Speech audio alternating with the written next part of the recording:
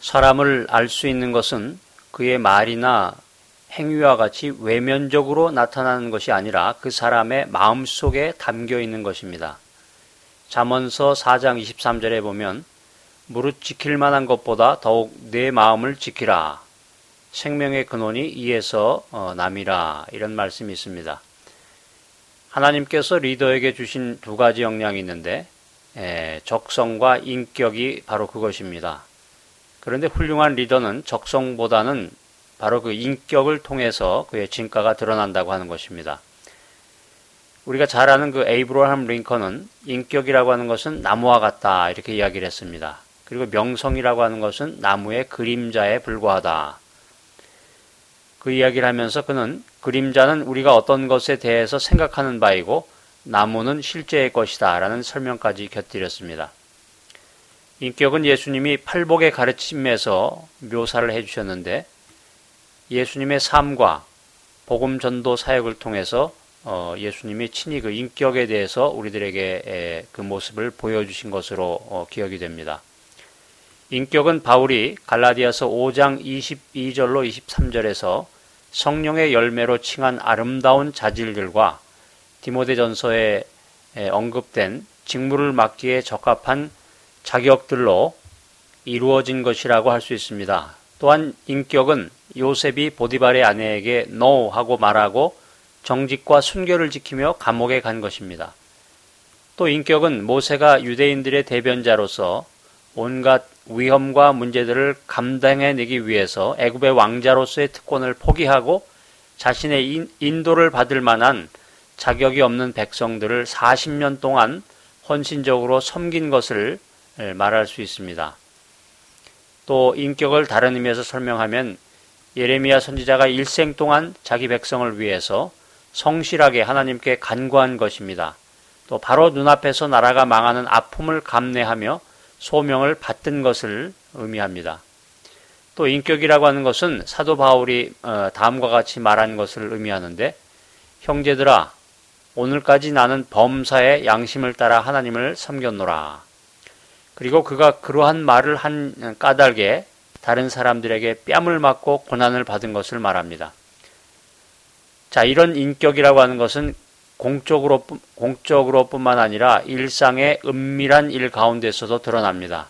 예를 들면 우리가 거짓말을 하면 그 순간의 위기를 모면할 수 있을 때 진실을 얘기하는 것, 또 누군가가 맡아야 할 책임을 대신 지는 것, 아무도 조사하지 않겠지만 일을 대충 하지 않은 것, 아무렇게나 대해도 개의치 않을 사람들을 돕기 위해서 불필요한 희생을 감수하는 것 등입니다.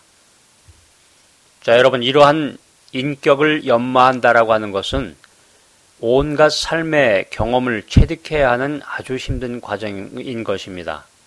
그래서 에머스는 자신의 에세이 자기 신뢰라고 하는 그 부분에서 인격의 효능은 서서히 형성되는 것이다. 이전에 지닌 모든 미덕은 인격 가운데서 녹아 효력을 발휘하게 된다라고 기술하고 있습니다. 삶은 인격을 이루는 것이고 인격은 우리가 내리는 결정 위에서 이루어집니다. 날마다 내리는 크고 작은 모든 결정은 모두 합쳐져서 우리의 인격을 형성해 나가는 것입니다.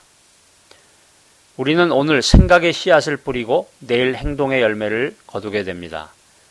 우리는 오늘 행동의 씨앗을 뿌리고 내일 인격의 열매를 거두게 됩니다. 우리는 오늘 인격의 씨앗을 뿌리고 내일 운명의 열매를 거두게 됩니다. 리더십이라고 하는 것은 근본적으로 리더의 사람 됨됨이 문제라고 할 수 있습니다. 진실한 인격은 생각과 행동의 정직성과 일관성에서 나타나게 되는데요.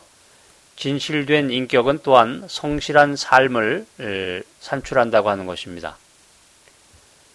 피터 드러커는 이런 말을 했습니다. 경영자가 해야 할 일은 얼마든지 배울 수가 있지만 배워서 되는 게 아니면서 반드시 있어야 되는 자질이 무엇이냐. 그것은 천재적인 재능이 아니라 그 사람의 성품이라고 하는 것입니다. 재능이 아니라 성품이다. 리더에게 요구되는 성품은 관대하면서도 엄격해야 하며 또한 분명해야 되는 것입니다. 리더에게 요구되는 성품은 일을 처리하는 능력이 있으면서도 조심스러워야 하는 것입니다. 외유내강의 덕을 갖춰야 하며 정직하고 솔직하면서 남의 결점을 들춰내지 않고 또 냉혹하지 않아야 된다라고 하는 것입니다. 대범하면서도 요점을 잘 파악해야 됩니다. 무슨 일에나 적극적으로 대처하면서도 속이 알차야 합니다. 또한 용기와 신념을 가지고 행동하면서도 혈기가 넘쳐서 만용을 부리지 않아야 된다라고 하는 것입니다. 리더의 성품이 어떻게 다듬어지고 향상되었는지 성경에 나오는 인물을 우리가 한번 다시 정리해 보면요. 요셉의 경우는 어린 시절부터 자신에게 하나님이 주시는 꿈을 꾸었고 그 꿈을 이루어 주실 하나님을 절대적으로 신뢰했습니다. 형들이 자신을 팔아넘기고 이방나라 장군의 집에서 오해를 받아서 감옥에 갔을 때에도 감옥에서 만난 관리가 또 그를 잊어버렸을지라도 그는 하나님은 결코 자신을 잊지 않고 계심을 굳게 믿었습니다. 그것이 요셉의 성품이 되었던 것입니다. 그래서 마침내 요셉은 애굽의 총리라는 그 권세자가 되었지만 형들을 용서할 수 있었습니다. 그리고 하나님의 섭리를 분명하게 증거할 수 있었습니다. 이에 반해서 모세는 그의 자아가 발견되자 자기 속에 흐르는 히브리인의 본성을 따라 살았습니다. 그러나 그것은 그가 진정으로 가야 될 길은 아니었고 결국 그는 불타는 떨기나무 불꽃 앞에서 그의 신발을 벗게 됩니다. 하나님의 현존을 경험하면서 모세의 성품은 변화되었습니다. 또한 눈물의 선지자 에레미야는 하나님의 영광 앞에서 자신의 죄악된 본성과 인간으로서의 연약함을 철저히 인식하고 겸손히 낮아짐으로 그의 성품이 개발되었던 것입니다. 선지자 에레미야는 자신의 말이 아니라 하나님의 입으로 쓰임 받을 수 있게 되었습니다.